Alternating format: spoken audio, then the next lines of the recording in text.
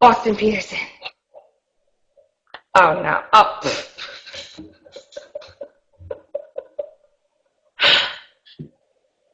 I don't even know what to say. He's got his tinfoil hat and his ex-ninja sword.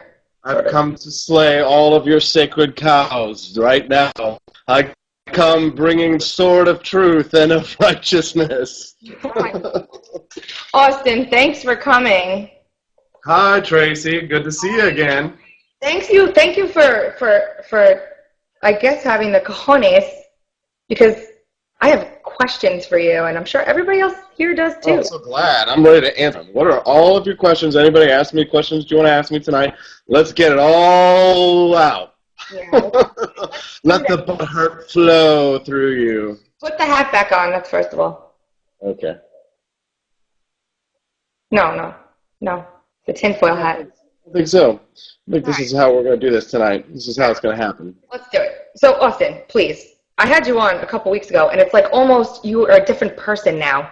You've morphed into some, like, let's exclude every member of the Liberty Movement who doesn't think exactly like I want them to think, and make them... That's what you guys think, but it's funny because, like, I'm just doing what libertarians do. You have private property rights, yeah, sometimes you might block somebody from your page, but, sometimes people really... I'm sure that there's people you disagree with, and they sometimes are just, like, so annoying, and you know what? You just choose to say, hey, that's fine, I just don't like that, I got radical socialists try and tail me sometimes because of what I do. So, you get voluntary associations in this life, but the thing is, I have to listen all day to the stories of the conspiracies about, the fluoride and the vaccines and all that, and I propose nothing different than what our good favorite libertarian friends like Penn Jillette and Michael Shermer and many other libertarians, they say. They're very skeptical, and they ask questions about these things, these vaccines, and, the thing is that, a lot of it's not true, and I'll tell you, I looked into it. I really did the research, especially on the FEMA camps, and I just couldn't believe it. I was busted that was a myth. Well, let's put the FEMA camps aside, because that's... Yeah, let's avoid talking about something that might actually be debunked. Don't slay my sacred cow. Not my sacred cow. No, I'm gonna kill it. I'm not interested in the FEMA camps. I'm not interested in them right now, but we can speak about the FEMA camps in a minute. What I am concerned about, mainly, honestly, is how you came out and said that if parents don't vaccinate their kids, they're bad parents. Well, yeah, if your kid dies, then you are, by definition, a bad parent. If you let your child die, that's bad parenting. What if they die from the vaccination, Austin? What then? Are you a bad parent for giving them the vaccination? About how many kids die from vaccinations? Almost none. And you know what? Some kids do get sick from them because you put a chemical that's a dying agent of a virus in somebody's body, and there is a risk associated with that. But the scientific theories all point to one thing about how evolution works. Bacteria and viruses like measles and polio are trying to kill us. They're animals. They're not like anything normal. It's just like having a wolf. But it's a tiny little wolf, and what it does is it eats your cells, polio and measles. It will kill you. So, yeah, I understand, I would never force someone to take a vaccine. But you have to understand, as a libertarian, and if you believe in property rights, if you understand how herd immunity works with vaccines, then if you cough on someone simply, you're violating their property rights because you're transmitting to them, against their will, a very serious disease.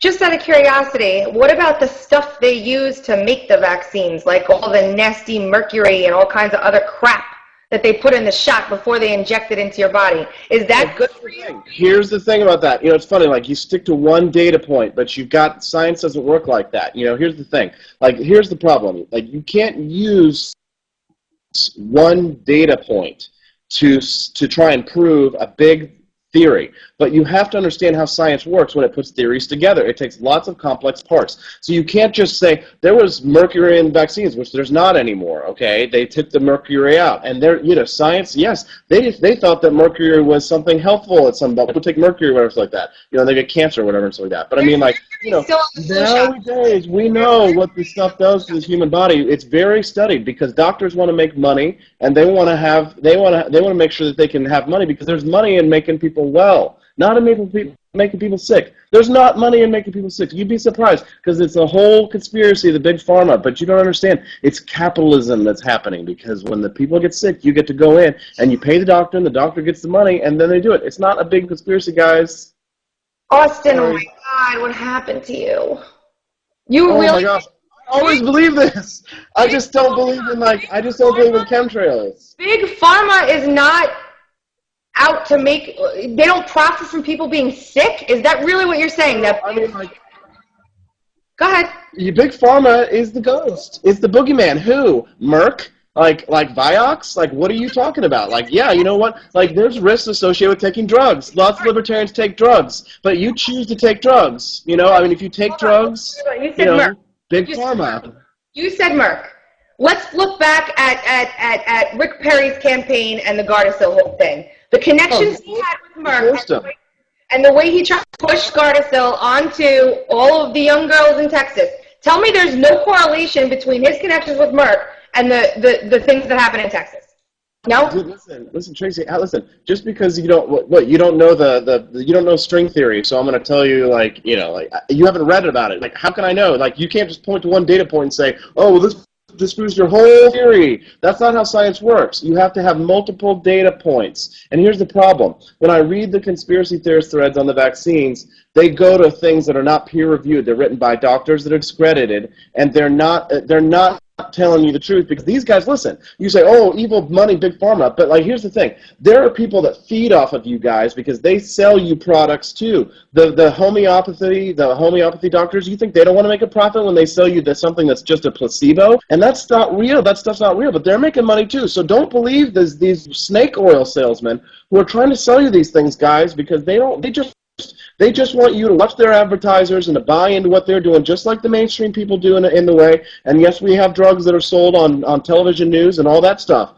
But you have a choice when you do things and you take things. And when you want to take things, you have to do all your research. And I did my research on all these things. I looked up into all these things, and I thought it was very interesting, and I especially thought liberty, all the government was going to get us. And then you realize, things like conspiracies, some conspiracies are open conspiracies. The Federal Reserve is an open conspiracy. It's plotting against us with their by setting interest rates. But that's, a matter of policy, a straight policy, and economics. And we can have those discussions. But if you want to tell me that 9/11's an inside job, or that the government's spraying us with chemtrails, or that the vaccines have viruses, have something that makes us sick, then you need to take a step back, look, and I suggest that my friends who are disagreeing with now, they just hate me because I've gotten so much hate mail. But I've gotten a lot of support too. It's not about hating you. This is the thing, okay? Leave this stuff. I mean, I just never argued with you guys. I just listened to you. You can argue with us, but you can argue with us. This is where I'm at right now, okay, with you. I love and respect you. I'm having you here. I respect your opinions. You know that. My problem is the manner in which you're going about doing it, okay? You're not being open-minded. You're not even open-minded. You have your view, and that's your view. You're too thin-skinned. Here's the problem, guys. That's why you know that it's bad. It's very cultish behavior because you get in and you watch these guys, these scary guys, and they're ranting all the time. Listen to me. Listen to me. You listen to these scary characters, and they're ranting and they're raving all the time about the evils of government, and they're telling you things, and then you're not paying attention to what's going on way above your heads. And it's like the news and like the mainstream media and all that kind of stuff. What happened? Did we lose him? As soon as I started working with Fox, I learned because I was like, oh wow, I've got a whole research team. I'm gonna go find me some FEMA camps. And so I set a light because I was trying to find the truth working for Freedom Watch. And so then I wanted to find out what the government was doing. And so I did all the research on all that stuff. And I found out what was true and what wasn't. And I'll tell you guys, there ain't no FEMA camps. And the vaccines are fine. It's like, I mean, I'm a libertarian, but I mean, I believe in economics and freedom and free markets and liberty, not chemical skies. So you agree that the vaccines are fine. That's your opinion. You think vaccines are great. Everybody should get vaccinated. Don't question anything. Just take whatever shots your doctors give you. Great. Now. Yeah, totally. Okay. Yeah. So now, how dare you call someone who disagrees with you a bad parent? That's if your kid dies, if they get polio or measles, you did a bad job, guys. Bad. Your kid. Polio really is really. You fail parenting. There's a lot of polio lying around that we have to worry about, right? What's that? So there's a lot of polio floating around nowadays that we need to be concerned. I mean, is this a joke, Tracy? I mean, like there's not very many cases. Do you know why? Because of the vaccines, right? What do you think? They don't evolve. Listen, viruses and bacteria and all that stuff, it doesn't evolve better. Listen, they're trying to kill us. This is a race. Life is a race. Evolution is a race. We're trying to evolve, doing our best, and like science is finding the way, and we're looking into like stem cells. And there's all kinds of great stuff about like nuclear medicine that's coming out. So I mean, like, you guys should check that stuff out. Stop watching Alex Jones, guys. You really need to like watch some like Michael Shermer. I've got videos. By the way, I brought ammunition. I brought some interesting stuff for you guys to watch. Here's a really great video by Michael Shermer. He's a libertarian just like you guys. And I don't know if you haven't heard of him. Boom. Read Michael Shermer. He's got great books, and he talks about free markets and spontaneous order and competition in the marketplace. And I'm going to ask you one more question, okay? This is not vaccines. This is about prescription drugs. Are we ready? Mm-hmm. So if you had a 15-year-old kid and they prescribed Zoloft for your 15-year-old because they were... Who prescribed Zoloft to my 15-year-old child? Who? The doctor. Who? Why would they do that? Because they don't know what they're doing. Okay, well, great, Tracy. Thanks for your specifics. Yeah, I'm just going by a specific case here. Doctors prescribe. Why would you give a kid that drug? What? Why would you give a 15-year-old child Zoloft? Depression, I guess they assume that the child has. But guess what? Zoloft is not approved for children under the age of 18, but they prescribed it for a 15-year-old who then, unfortunately and very sadly, went on to... Yes, and some 15-year-olds get married in some countries and in some places like that. Like, what are you saying? Age restrictions is the issue? Is that what you're saying? Come on, get to the point. Sometimes pharmaceuticals are not necessarily good for children and people whose brains are... Gigi's very angry. Listen, I love Gigi Bowman. She's my good friend, so I have to acknowledge her. Her child is dead. Listen, okay? That is the same thing that a lot of liberals do. It's the same argument they say where they go, oh, my child is dead from the peanut butter allergy, let's ban peanut butter, okay? And it's the same thing to ban vaccines or something like that. You know, I understand the loss of a child is terrible, but you have to have reason. This is the reason that we don't allow, for example, you know, I lost my train of thought. I mean, like, Gigi, I understand that that's a terrible situation. It's awful, and they shouldn't do it. But the problem is that, like, perhaps in some cases, Zoloft might be good for a 15-year-old child, or even a 15-year-old child may choose to voluntarily take it. But medicine is medicine because it works. Nobody's saying that all of medicine is bad. I think that's where please, they made Zoloft for a reason. For money. Chemtrails. Talk to me about chemtrails, my dear. Exist. I mean, guys, if you go just check Wikipedia, you can debunk it in 5 seconds. And I mean, like, that's like, it's pretty darn good, you know. Wikipedia is written by scientists, right? Wikipedia is the end-all be-all for research and where you need to go to find stuff out. It's come on, like that's you're being so unreasonable. I mean, it would be so obvious. Here's the thing. Like, this is the way that you do critical thinking. Like, it would be if something like that existed. Every journalist in the world would be trying to cover that. You know why? Oh, yeah. Because it would be a huge story. Somebody like me would. You think we're the only civil libertarians out there? Like, you know, Glenn Greenwald would love to expose some chemtrails and stuff. But you guys know Glenn Greenwald. He's a progressive author. Talks about all the bad stuff that Obama administration does, and he is a serious, credible Constitution scholar.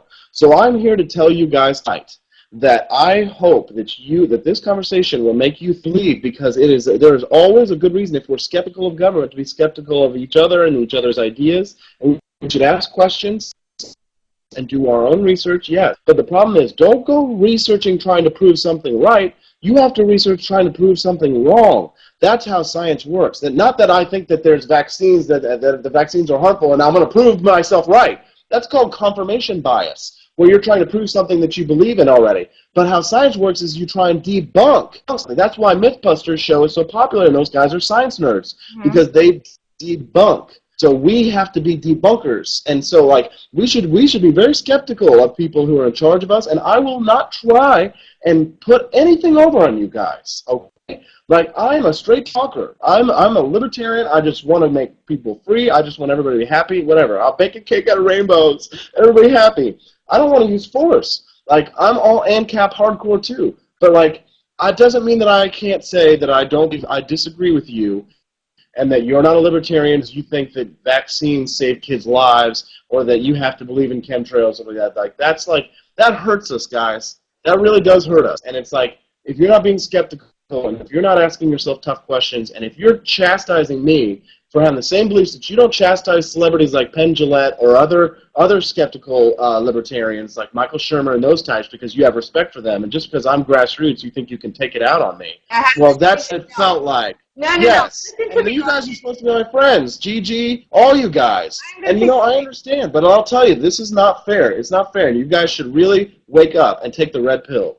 What's not fair is the way you went about handling it. That's what I think wasn't fair. And I think that's why people got upset about it, is because of the tone that you had. Not that Okay, that's different. That's a different story. I think that's what it was, honestly. And I really do appreciate you coming on and focusing on this stuff. I do. I needed to have you here. I really did, because you deserve to be able to speak your mind as well. Whether or not I agree with you is a totally different. Listen, I have no problem telling my opinion.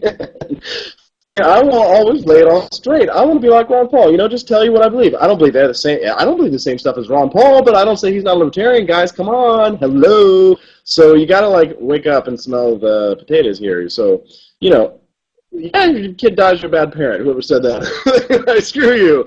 Whatever. Hate is gonna hate. You hate on your kid if you let him die. It's worse than hate. It's indifference. Anyways. All right, so anyone have any questions real quick for Austin before I bring Josh on? Austin, you got to come on again. Thank you so much for being here before. Come on, guys. I love you. You be mad at me all you want, but we're all trying to be freedom, right? Team freedom. Let's see. Here we go. Anyone question? Let's go. Who has a question? Who does Freedom Works support for Congress president? Okay, listen, that's a good question. Freedom Works kicks ass, guys. They are very effective. And, you guys have got to do a Google story. Matt Kibbe, he's the CEO and president, getting ready to take over. Dick Armey is he's kind of old, just like the judge, Ron Paul, old guard's leaving. You got to see who Matt Kibbe is. These kids are young, they're libertarian. Ron Paul, endorsed Ted Cruz and, Thomas Massie and stuff, and Freedom Works got behind him and stuff. It's kick-ass, and they love Ron Paul around there. This place is cool as hell. You guys got to check it out if you're in D.C. I saw some of your interns at a table from one of your pictures sitting around drinking wine at lunch.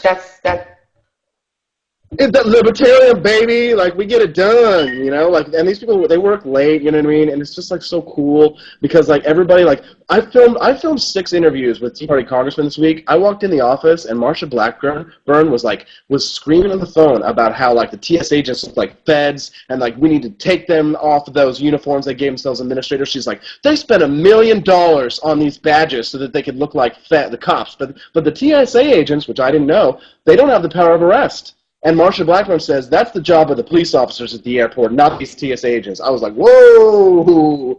So Freedom Works is putting me in a good place right now to help the liberty cause, and they love Ron Paul, and these kids are really, really smart and young, and they're not the establishment.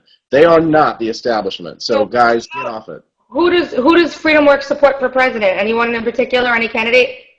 No?